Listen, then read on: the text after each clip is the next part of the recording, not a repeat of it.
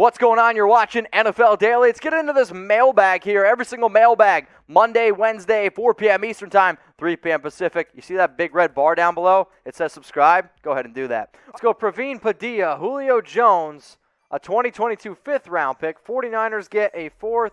No disrespect. If you're going to get Julio Jones, you got to give up at least a second-round pick. I understand you're throwing in a third and a seventh, but, I mean, that's so late. No, the Falcons hang up the phone and they laugh at you. After Calvin Ridley, who will be Ryan's second target? So basically what you're saying is, I believe, if hypothetically speaking, the Falcons decide to move on from Julio Jones, okay? After Calvin Ridley, who would be their second target? I'm going to go out and say Kyle Pitts, the guy they drafted number 4 overall, tight end from Florida. In terms of, like, what you can expect from him, he's an incredible athlete, one of the best tight end prospects I've ever witnessed personally. But if you go back in history and look at the success of first-year tight ends, at least just catching the football, it's actually not very good. I really like T.J. Hawkinson. I absolutely loved a guy like O.J. Howard before. However, when you go back and you look at the success of some of these young dudes, I mean, it's just not there. But I'm going to go out and I'm going to bet on the talent in town alone. No disrespect to Russell Gage. No disrespect to Hayden Hurst and all these other guys that they have there. I'm going to go with the most talented guy behind Calvin Ridley, and that is actually Kyle Pitts. KJ Hamler and a third and a sixth for Julio Jones. I mean, it sounds like they want a first-round pick. The Falcons do. I don't really think they're going to get a first. So if you're going to do this trade, I think it would actually have to be Hamler, a second, and then maybe a sixth thrown in there as well. But a third and a sixth and Hamler for Julio, I don't think that's enough to get it done. Let's go to Sam Z. Can the Cardinals afford Julio under the cap? Yes. Any NFL team can afford Julio Jones. And I'll say this. I hate bringing up the cap because it's like this number that people are like, oh, my God, you can't get under. If you want to be able to make it work, the Saints are the perfect example of that. The Eagles are the perfect example of that. You can move money around. If you're a team that wants to go out and get Julio, plus, hey, DeAndre Hopkins said he would switch up his contract. If DeAndre is willing to do it and you can get Hopkins, Julio, and A.J. Green, dude, I mean, 4 or 5 years ago, that's a fantasy lineup, but it's still pretty damn good now. Packers send Jordan Love and a 2022 third-round pick to Atlanta for Julio. I mean, that might be enough to keep Aaron Rodgers happy, but I'll say this. If I'm Atlanta, I don't want Jordan Love. I don't think Jordan Love's even, like, if you want a first-round pick, you got to give me then at least Jordan Love and a second-round pick because I don't think Jordan Love is worth, realistically, a second-round pick, in my personal opinion. So if I'm Atlanta, I tell you to go F yourself. But if you want to keep Aaron Rodgers happy, you know, maybe it would keep you happy. But what about this? The two top guys that we've been talking about here on NFL Daily have been Aaron Rodgers and Julio Jones. Out of those two names right there, who do you think gets traded first? If you think it's Julio Jones, I want you to type JJ. If you think it's Aaron Rodgers, I want you to go down in the comments section and type AR. My vote is this. I'm going to go with Julio Jones. I think he ends up getting dealt first. Is Mike Davis enough for Atlanta? Could they go sign a running back like Le'Veon Bell? Do I think that Mike Davis is enough for Atlanta? Yes and no. Mike Davis did a great job last year, I think, filling in for Carolina when Christian McCaffrey went down. If you're in win-now mode, then no, I don't really know if Mike Davis is enough. But for what Atlanta has, as it stands, I say yes. Like, he is enough for them right now. Is he better than Le'Veon Bell? I think so. I think Le'Veon Bell's washed up. But what do I know? Let me know what you guys think. Is Le'Veon Bell washed up? I want you to type Y for yes, or I want you to type N for no. And if you're a Falcons fan and you haven't checked out our new channel, please go do. Well, youtube.com/FalconsTV. I'm typing my Y for yes, though. Greg the Leg, who wins this trade? Falcons get Christian Kirk and Byron Murphy. Cardinals get Julio Jones. Who wins? I'll tell you what. We get a lot of trades on this show. This one is pretty good. So Jeremy's going to work on getting the trade graphic together real quick, and then we'll be able to show y'all. In terms of who wins this trade, I mean, we'll be able to show it to you guys on screen. The Cardinals get Julio.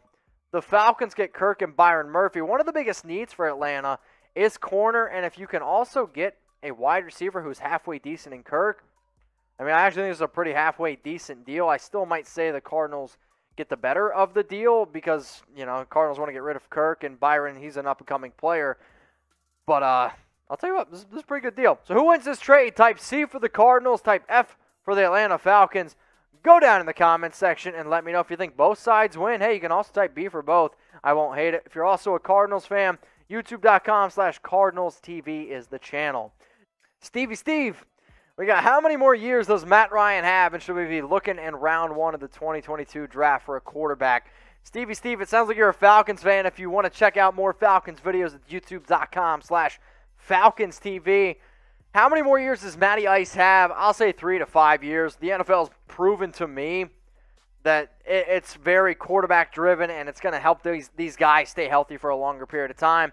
If they're in the top 5 again, yeah, they better be looking for another quarterback. But if Ryan wants to stay there, and I think you got to keep him on the team because he's still a top 15 QB in my mind. If you are looking for more free videos around your favorite NFL teams or some breaking news, more live mailbags, hit that big red button that says subscribe and turn on those notifications because I don't want you all to miss anything. We have a lot of fun here on our live shows, and we go live twice a week. And if there's breaking news, we're giving it to you even more. And if you want stuff on the NBA, guess what? We do that too. YouTube.com/ChatSportsTV. Let's go to Praveen Padilla. 49ers trade a 2022 second and a 4th. Falcons trade Julio Jones. That's a good trade, actually. I think both sides would be pretty happy about that. If you could get Julio Jones back paired up with Kyle Shanahan, I believe the last time Julio was with Shanahan was the year he had 136 receptions. I think that was the year. Let's go to Coach Dreadhead. You're next up here on NFL Daily. Julio Jones to the Titans, close to hometown, and they'll be able to compete. How will they be able to get him? I mean, you got to give up, I think, a first or second round pick. I know that they don't want to trade in the NFC, which definitely helps the Tennessee Titans. In terms of the latest odds on Julio Jones' destinations, Tennessee had the second highest odds behind only the New England Patriots, so that definitely helps. But I'm sitting here second or first round pick. Bane Mafia, you're next up here on NFL Daily. Bills trade, yeah, it's a hell of a pick. Bills trade Gabe Davis, and a third for Julio Jones. Not enough. No respect to Gabe Davis. If you're going to get Julio Jones, you got to have at least a second round pick involved. Like, if I'm Atlanta, I'm not giving up my best player on my team for a third round pick. I mean, sure, maybe throwing a superstar. Gabe Davis isn't a superstar, so you got to at least include a second round pick, dude. All right, y'all, get your votes in here. Chat Sports Team and I, we've been thinking about starting up a new YouTube channel, and we predicate ourselves on being interactive. So help us pick a brand new YouTube channel, and if you don't know how many we already have, we basically already have half the NFL covered. You can go check out all those channels at youtube.com/ChatSportsTV. But what I want you to do, help us pick a brand new channel that we should go ahead and launch. So comment your team. I see some people spamming Bills right now. Somebody said Seahawks. We already have a Seahawks channel. So you know what? I see a lot of Bills in the comments. Maybe I'll go tell the bosses that Bills Mafia goes ahead and that they deserve a channel. Packers as well. So right now it's between Bills and Packers. If you haven't already, go sub to Chat Sports, though. youtube.com/ChatSportsTV. What up, Leo?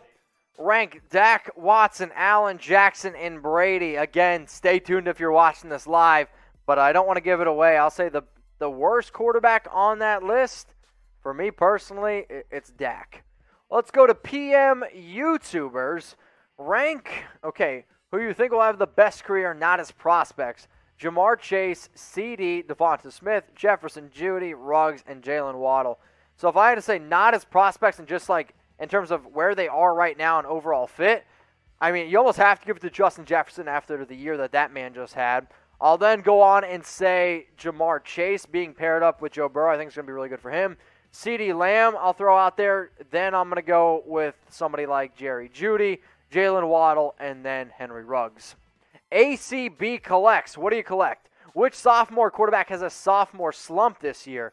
All right, this is a fun question. In terms of a sophomore slump, I might actually go ahead. I don't want to say the name Joe Burrow, but just because like people might get mad at me for that. I don't think Herbert has a slump. Tua could potentially have a slump, but when I also think of a sophomore slump, it's like he had a great rookie year and then has a bad year. I can't say that Tua had a great year, and I don't think it's Herbert. So if Burrow struggles with a knee injury, I'll go with him, Burrow. I'm gonna go with the Cleveland Browns, and maybe that's kind of like the cheap way to go about it, but they were the best offensive line this year. I think they're going to be the best offensive line again this year in terms of people. We always talk about Nick Chubb and Kareem Hunt. I'm not taking anything away from those two running backs. They're great. They're also really freaking good because the offensive line is super impressive. best wide receiver trio. The best receiver trio in the entire league right now. If you're not going to throw in tight ends, so if we're just going to cancel out the tight end room, I mean, you probably got to go Tampa Bay, right? Like, I hate Antonio Brown, FAB, but, I mean, Chris Godwin, Mike Evans, and Antonio Brown. I mean, that's pretty tough to beat. You can't put in Seattle. They probably have the best 2 wide receivers in DK and Tyler Lockett. I mean, Arizona's up there now. If you got a healthy A.J. Green, Christian Kirk, DeAndre Hopkins, that deserves some love. But, yeah, I'm probably going to have to go with Tampa Bay. So that is what it is. Who is the most underrated quarterback right now? The most underrated quarterback in the National Football League right now, I'm going to say Ryan Tannehill, because everything that man has been able to do for that team is really outstanding. And I know a lot of people are like, oh, it's Derrick Henry. Look at Derrick Henry's numbers before and after Ryan Tannehill. Like, he has done so much for that offense. I have him as a top 10 quarterback, and he might not be the biggest reason why they win games, but he's also a big-time reason why they don't lose games. So I'll go out and say Ryan Tannehill. Rams, Niners, Cards, Hawks, NFC West standings in that order this year. So that's, I think, what you're saying is your prediction is going to be. I'm going to go out there, and I am going to say that I actually believe that, yes, it's Matthew Stafford and the Rams. They're going to be the best team in that division simply because of that defense alone. And then I'm going to go with Seattle, then I'm going to go with Arizona, and then I'm going to go with the San Francisco 49ers. But it wouldn't surprise me if three teams ended up making the playoffs. I don't know if all 4 can finish with an above 500 record, but I do think all 4 of those teams are at least 8 wins. So, we'll see. Let's go to Rashard Lee. Who gets traded first, Rodgers, Watson, or Julio? If I had to rank all of them, it's going to be Julio first, Rodgers second, Watson third. I would be shocked if anybody trades for Watson just simply because you don't exactly know what's going on with him. Do you guys see the 2022 salary cap news? Supposedly cap ceiling is set to exceed $208 million. Yes, I believe the exact number is $208.2 million, which is definitely a significant upgrade. I believe it's about 28 million more than what you're looking at right now in this year. So you're going to see it's one of the biggest reasons why you saw a lot of one-year contracts this past year, because they knew the salary cap is going to go up. Shout out to the TV deals. If I missed your question, always know that, hey, I'm sorry, we can't get to all of them. My DMs, though, on Instagram are open for a reason. I just crossed 20,000 followers a few weeks ago, and one of the biggest reasons is because I go in my DMs, I answer questions. So if you guys want to talk to me about your favorite NFL team, if you want to ask me the question, because guess what? I couldn't get to it here on the show. Remember, the DMs are open on Instagram. I am at Mitchell Renz 365. So please go ahead, hit me up right now, because we got 340 people watching this bad boy. Let me know. Hit me up at Mitchell Renz 365.